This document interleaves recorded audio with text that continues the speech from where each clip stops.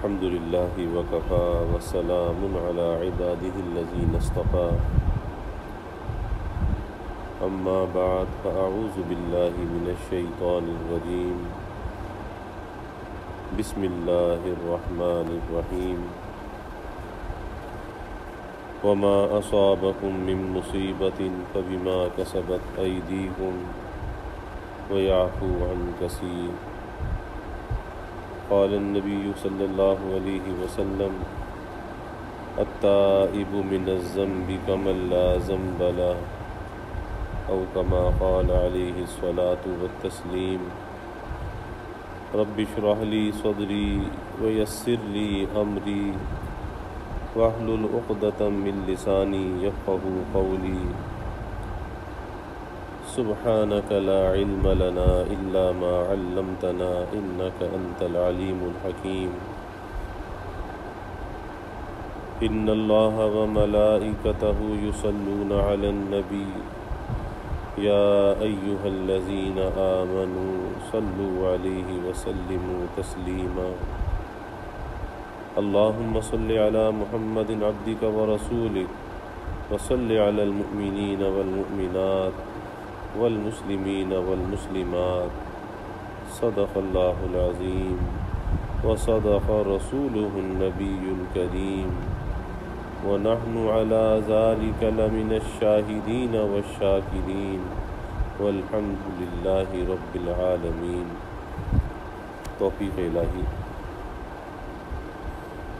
اپنے محبوب مرشد پاک کی برکت سے رمضان المبارک میں ظہر کے بعد کی اس نشست میں گزشتہ کئی روز سے ان چھوٹی چھوٹی نیکیوں کا ذکر چل رہا ہے کہ جس پر اللہ تعالیٰ صدقے کا اجر عطا فرماتے ہیں، اور صدقہ رد البلا ہے، بری موت سے بچاتا ہے، اللہ تعالیٰ کی طرف سے جو آفات اور بلیات نازل ہونے والی ہوتی ہیں صدقہ اس کو ٹال دیتا ہے، اللہ تعالیٰ کے غصے کو ٹھنڈا کرتا ہے۔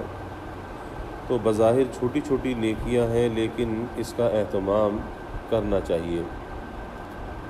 ان چھوٹی نیکیوں میں سے بات عرض کی گئی تھی کہ برائی سے روکنا صدقہ ہے، نیکی کا حکم دینا صدقہ ہے، لا الہ الا اللہ کہنا صدقہ ہے، سبحان اللہ کہنا صدقہ ہے، الحمدللہ کہنا صدقہ ہے، اللہ اکبر کہنا صدقہ ہے۔ پھر آگے فرمایا کہ استغفر اللہ کہنا صدقہ ہے، استغفر اللہ۔ اور استغفار کے بارے میں پہلے بھی تفصیل سے بات آ چکی ہے کہ استغفار کی ہمیں کتنی ضرورت ہے، کہ جیسے ایک آدمی دن میں کئی مرتبہ ہاتھ دھوتا ہے، چہرہ دھوتا ہے، 5 مرتبہ وضو کرتا ہے، کس لیے کرتا ہے؟ ایک طہارت کے لیے، پاکیزگی کے لیے۔ تو جیسے انسان کو ظاہری طہارت کی ضرورت ہوتی ہے، اسی طریقے سے اس کے باطن کی جو طہارت ہے وہ توبہ اور استغفار سے ہوتی ہے۔ اور ظاہر ہے کہ گناہوں کی جو گرد ہے، وہ گناہوں کی گرد کہیں نہ کہیں سے انسان کو پہنچتی ہے، یا تو خود سے کوئی غلطی ہو جاتی ہے، یا کسی ایسے انسان سے ملاقات ہو جاتی ہے کہ جس نے اللہ کی نافرمانی کی ہے یا نافرمانی کے ساتھ زندگی گزار رہا ہے۔ تو یہ جو دوسروں کے ساتھ بھی میل ملاقات ہے تو اس کا اثر بھی انسان پر پڑتا ہے۔ اب اس کی جو صفائی کا ذریعہ ہے، اس کی صفائی کا ذریعہ توبہ ہے، استغفار ہے، کہ بندہ کثرت سے استغفار کا اہتمام کرے۔ اس سے انسان کے اندر کی جو صفائی ہے، باطن کا میل کچیل، وہ دور ہوتا رہتا ہے۔ اور پھر استغفار کے فوائد بے شمار ہیں، جیسے قرآن پاک میں اللہ تعالیٰ نے فرمایا کہ آپ صلی اللہ علیہ وسلم کے بارے میں کہ جب تک آپ لوگوں کے درمیان موجود ہیں تو اس وقت تک وما کان اللہ لیعذبہم وانت فیہم وما کان اللہ معذبہم وہم یستغفرون، کہ آپ صلی اللہ علیہ وسلم کے ہوتے ہوئے اللہ لوگوں کو عذاب نہیں دے گا، اور جب تک لوگ استغفار کرتے رہیں گے اللہ انہیں عذاب نہیں دے گا۔ تو اللہ تعالیٰ کے عذاب سے بچنے کا ذریعہ بھی استغفار ہے۔ اور پہلے بھی عرض کیا گیا تھا کہ استغفار کا کوئی بھی صیغہ جو انسان کی زبان پر آسانی سے آ جائے اس کو اختیار کرنا چاہیے۔ حدیث شریف میں سید الاستغفار الگ آتا ہے، اور اس کے علاوہ بہت سے استغفار کے صیغے ہیں۔ اب جو زبان پر آ جائے، قرآن پاک میں بھی انبیاء علیہ السلام کا استغفار موجود ہے۔ آدم علیہ السلام کا استغفار ہے، ربنا ظلمنا انفسنا وَإِن لَّمْ تَغْفِرْ لَنَا وَتَرْحَمْنَا لَنَكُونَنَّ مِنَ الْخَاسِرِينَ۔ پھر حضرت یونس علیہ السلام کا لا الہ الا انت سبحانک انی کنت من الظالمین، یونس علیہ السلام کا استغفار ہے۔ اسی طریقے سے اور دیگر انبیاء علیہ السلام کے استغفار ہیں۔ پھر احادیث مبارکہ میں استغفار کے مختلف صیغے آتے ہیں، جیسے ام المومنین حضرت عائشہ صدیقہ رضی اللہ عنہ فرماتی ہیں کہ میں نے چاشت کے وقت دیکھا کہ رسول اللہ صلی اللہ علیہ وسلم 100 مرتبہ یہ استغفار پڑھ رہے تھے، اللہم اغفر لی وتب علی انک انت التواب الرحیم، اللہم اغفر لی وتب علی انک انت التواب الرحیم۔ کہ 100 مرتبہ آپ صلی اللہ علیہ وسلم نے یہ استغفار پڑھا۔ اسی طریقے سے سید الاستغفار آپ صلی اللہ علیہ وسلم نے تعلیم فرمایا، اللہم انت ربی لا الہ الا انت خلقتنی وانا عبدک وانا علی عہدک ووعدک ما استطعت ابوء لک بنعمتک علی وابوء بذنبی فاغفر لی فإنہ لا یغفر الذنوب الا انت۔ اب کتنا بڑا اس کا فائدہ ہے۔ اللہ کے حبیب صلی اللہ علیہ وسلم نے فرمایا کہ جو شخص صبح کو یہ سید الاستغفار پڑھے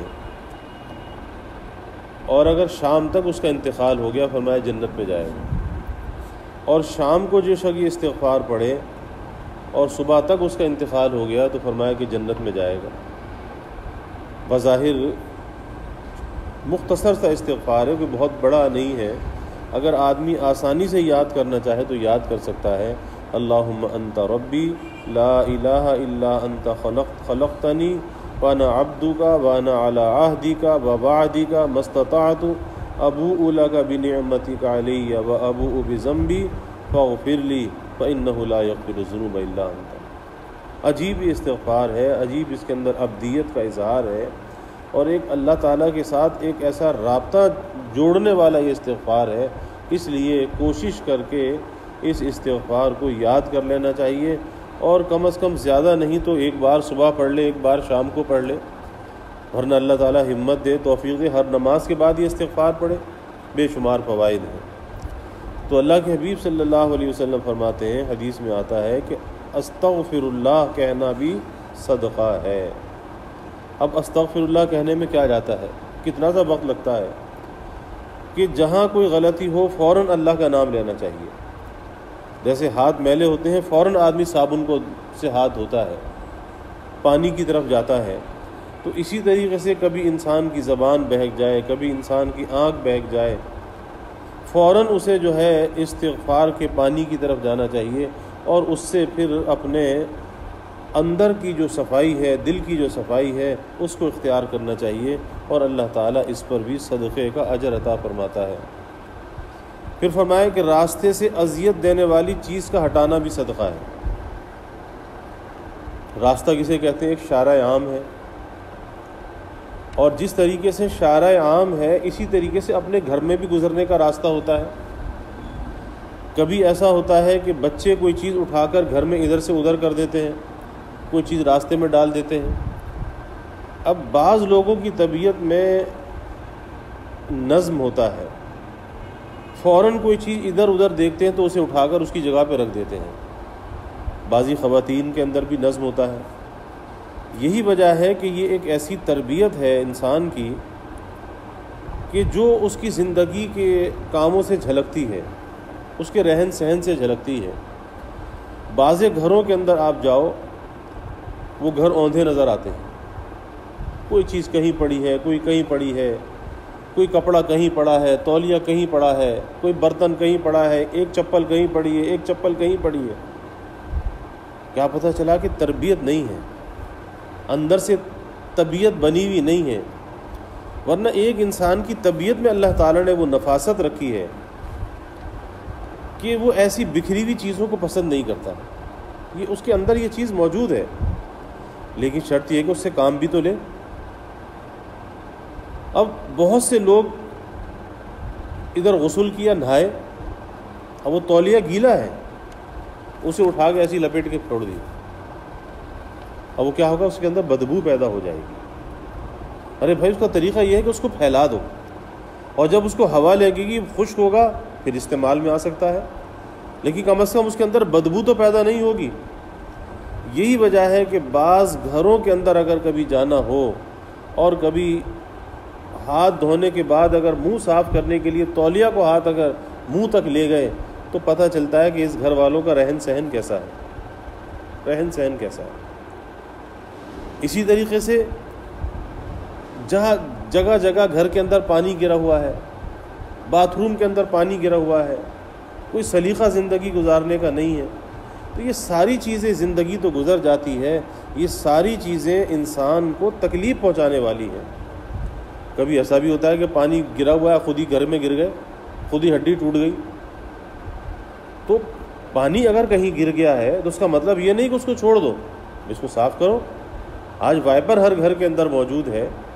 اس پر میں عرض کر رہا ہوں کہ جیسے راستے سے اذیت دینے والی چیز کا ہٹانا، تو پہلے اس کی ابتدا اپنے گھر سے تو کرو، گھر سے کچھ سیکھو. یہ نہیں کہ ایک چیز جہاں ڈال دی پڑی ہے تو پڑی ہے، ایک سال بھی پڑی ہے، نہیں، بلکہ حکیم الامت حضرت تھانوی رحمۃ اللہ علیہ نے، اور یہ ایک معاشرت کا مسئلہ ہے، معاشرت کے آداب میں سے یہ بات ہے کہ حضرت تھانوی رحمۃ اللہ علیہ کے یہاں اس چیز کا بڑا اہتمام تھا. دو باتوں کا خاص کر، ایک تو یہ تھا کہ جو چیز جہاں سے اٹھاؤ استعمال کے بعد وہیں رکھو، ادھر ادھر مت رکھو. اس سے کیا ہوگا؟ اس سے یہ ہوگا کہ زندگی کے اندر ایک نظم پیدا ہوگا. اور دوسری یہ چیز ہے کہ گھر کے اندر رہتے ہوئے، بھائی کیا مشکل ہے، کیا مشکل ہے،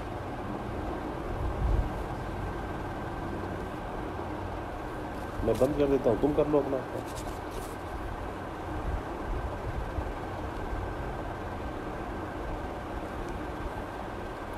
زندگی کے اندر نظم پیدا ہوگا اور اپنی ذات سے آدمی دوسرے کو تکلیف نہیں پہنچائے گا.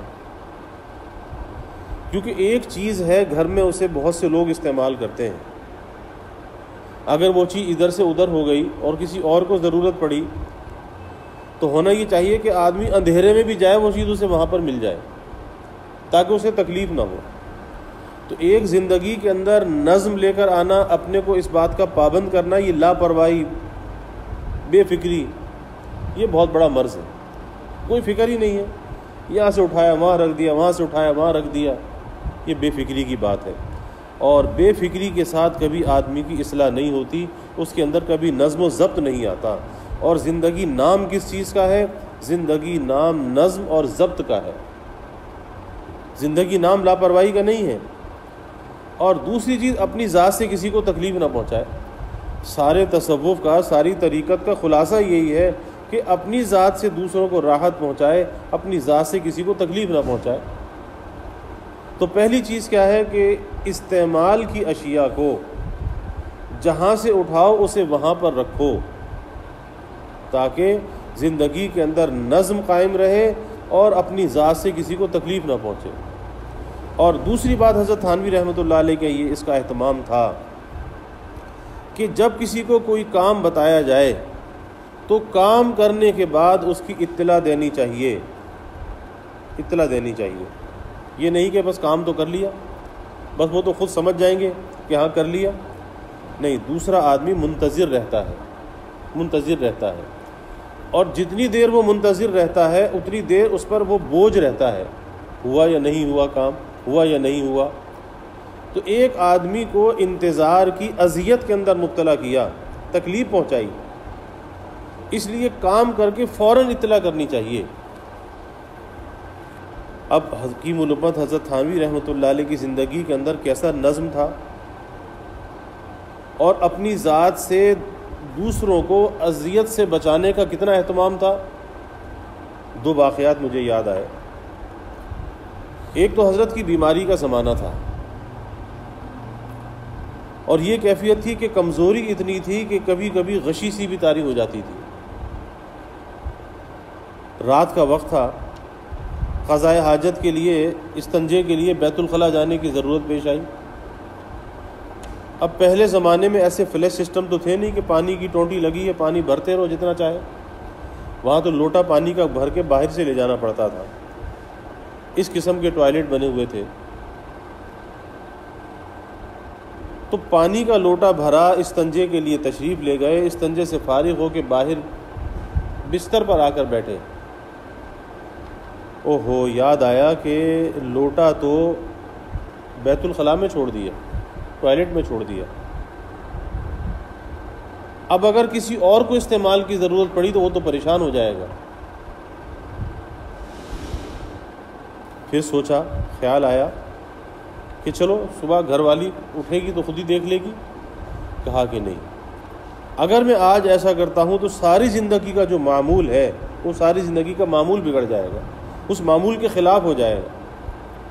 اب کمزوری ہے، نقاہت ہے، بیماری ہے، لیکن اٹھے۔ یہ ہے زندگی کے اندر نظم و ضبط جو ہمارے اکابر کی زندگیوں سے ملتا ہے۔ اٹھے، بیت الخلاء تک پہنچے، اسے لوٹے کو اٹھایا، اس کی جگہ پر رکھا جہاں اس کی رکھنے کی جگہ تھی۔ اب وہاں سے چارپائی کی طرف آ رہے تھے، بے ہوشی غشی آئی، کمزوری طاری ہوئی، غشی کھا کے گر پڑے۔ اب جب گرے تو گرنے کی آواز سے پیرانی صاحبہ اٹھ گئی۔ پوچھا کہ کیا ہوا؟ کہا جی ایسے ایسے ہوا۔ ارے کہا کہ مجھے اٹھا دیا ہوتا۔ کہا کہ تم تو گہری نیند سو رہی تھی، تمہیں اٹھاتا تو تمہیں تکلیف پہنچاتا، غلطی تو میری تھی، تکلیف میں تمہیں پہنچاتا، تو صبح تک کا انتظار کر لیا ہوتا۔ کہا کہ ساری زندگی کا معمول خراب ہو رہا تھا، ایک زندگی بھر کا معمول تھا وہ خراب ہو رہا تھا، تو تکلیف برداشت کی، لیکن اس کے باوجود اس چیز کو وہاں رکھا تاکہ زندگی کے اندر نظم قائم رہے۔ تو یہ چیز ہمیں سیکھنے کی ملتی ہے کہ اذیت دینے والی چیز کا ہٹانا کس وجہ سے کہ دوسرے کو اذیت نہ ہو۔ تو گھروں کے اندر ہم بہت سے ایسے کام کرتے ہیں جس سے بجائے راحت کے دوسروں کو اذیت پہنچتی ہے۔ تو یہ معاشرت کے آداب ایسے ہیں کہ اگر یہ ہماری زندگی کے اندر آ جائیں تو آج گھروں کا ماحول بھی جنت نشان بن جائے، جنت کا نمونہ بن جائے۔ دوسرا واقعہ ہمارے حضرت رحمۃ اللہ علیہ سنایا کرتے تھے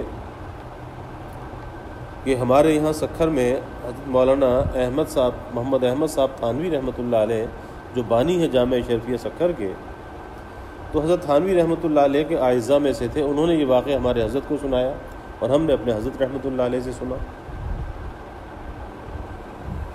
کہ حکیم الامت حضرت تھانوی رحمۃ اللہ علیہ نے ان کو بلایا اور کہا کہ دیکھو فلاں کمرے میں جاؤ، اس میں ایک الماری ہے بائیں جانب، اور اس الماری میں 3 خانے ہیں، اس کے بیچ کے خانے میں 11 کتابیں دائیں سے 11 کتابیں بائیں سے چھوڑ کر جو درمیان میں کتابیں وہ نکال کے لے آؤ، اور آ کر پوری بات بتانا۔ یہ نہیں کہ خالی کتاب تو لا کے رکھ دی تو میں بھی سمجھ جاؤں گا کتاب تو لے آئے، لیکن اب تربیت یہ ہے، اصلاح یہ ہے کہ پوری بات آ کے بتانا۔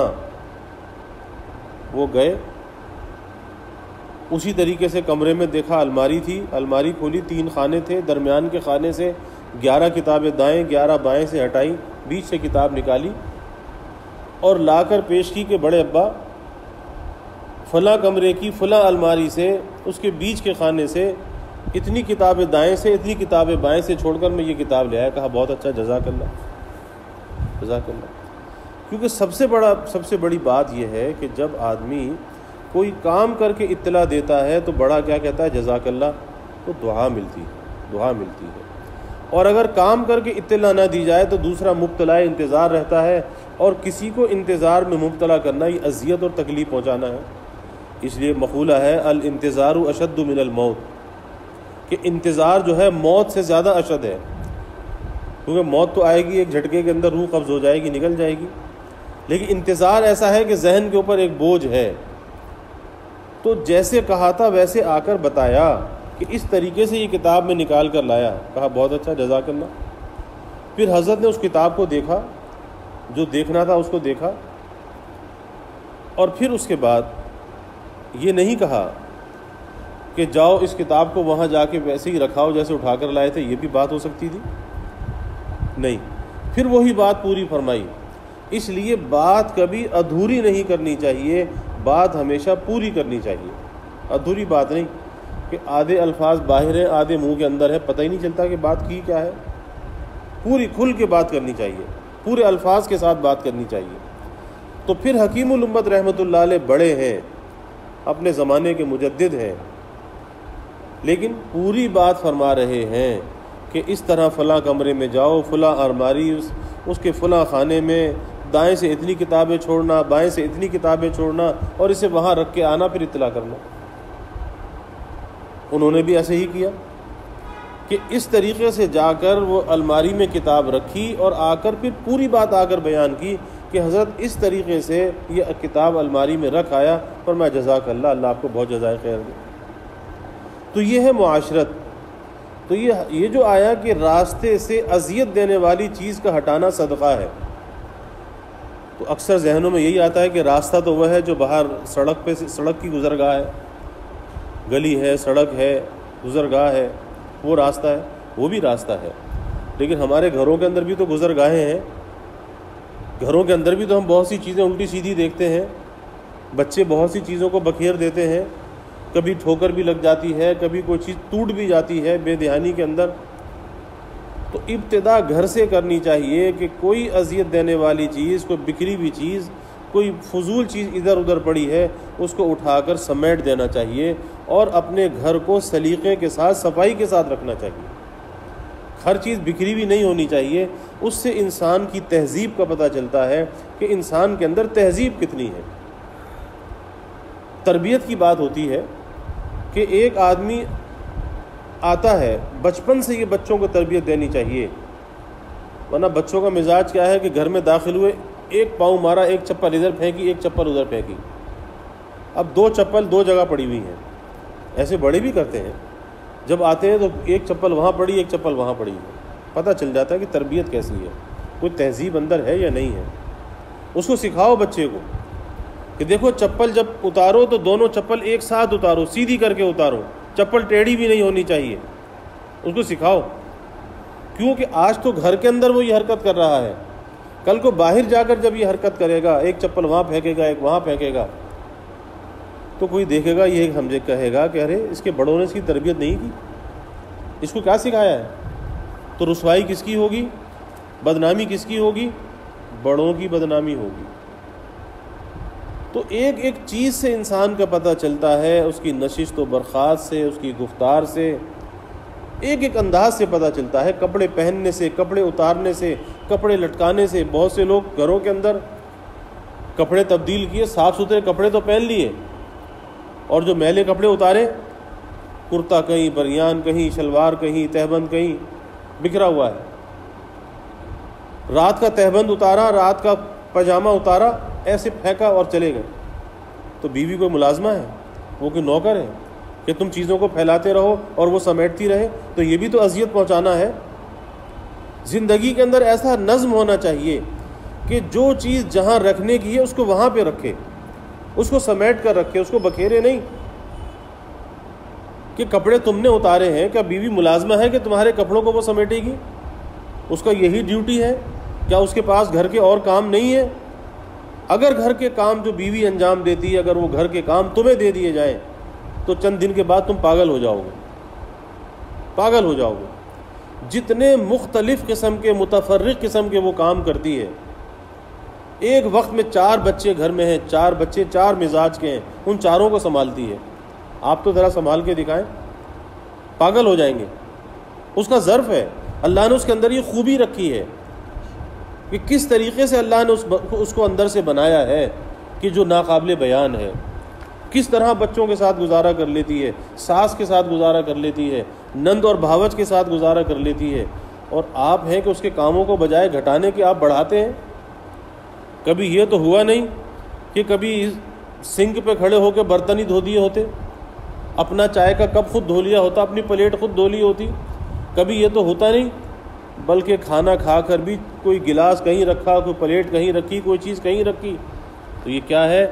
یہ دوسروں کو اذیت پہنچانا ہے. چاہے بیوی کہے کچھ نہیں، لیکن پتہ یہ چلتا ہے کہ جب اس انسان کے اندر یہ تربیت نہیں ہے، یہ زندگی گزارنے کا ڈھنگ اسے نہیں آتا، تو یہ اپنی اولاد کی کیا تربیت کرے گا؟ اپنی اولاد کو یہ کیا سکھائے گا؟ کہ جب اسے خود زندگی گزارنے کا یہ ڈھنگ اور سلیقہ نہیں آتا تو یہ اپنی اولاد کو کیا ڈھنگ اور سلیقہ سکھائے گا؟ اس لیے معاشرت جو ہے وہ دین کا بڑا ایک اہم شعبہ ہے. آپس کا رہن سہن، اور وہ رہن سہن کیسا ہونا چاہیے کہ اپنی ذات سے کسی کو تکلیف نہ پہنچائے. بس ایک نقطہ اگر سمجھ میں آ جائے، ایک نقطہ ہے کہ اپنی ذات سے کسی کو تکلیف نہ پہنچائے، بس پھر ساری چیزوں کی گرہ کھلتی چلی جاتی ہے، ساری چیزیں سمجھ میں آنے لگتی ہیں. اور اگر یہ نقطہ سمجھ میں نہیں آتا تو پھر خود بھی تکلیف میں رہے گا، دوسروں کو بھی تکلیف پہنچائے گا. ایک نقطہ سمجھنے کی بات ہے کہ اپنی ذات سے کسی کو تکلیف نہ پہنچے بس. تو آج کا سبق یہ ہے کہ راستے سے اذیت دینے والی چیز کا ہٹانا صدقہ ہے. استغفر اللہ کہنا بھی صدقہ، اور راستے سے اذیت دینے والی چیز کا ہٹانا بھی صدقہ ہے. اور اس کی تفصیل میں نے عرض کر دی کہ اس کی ابتدا کہاں سے ہونی چاہیے؟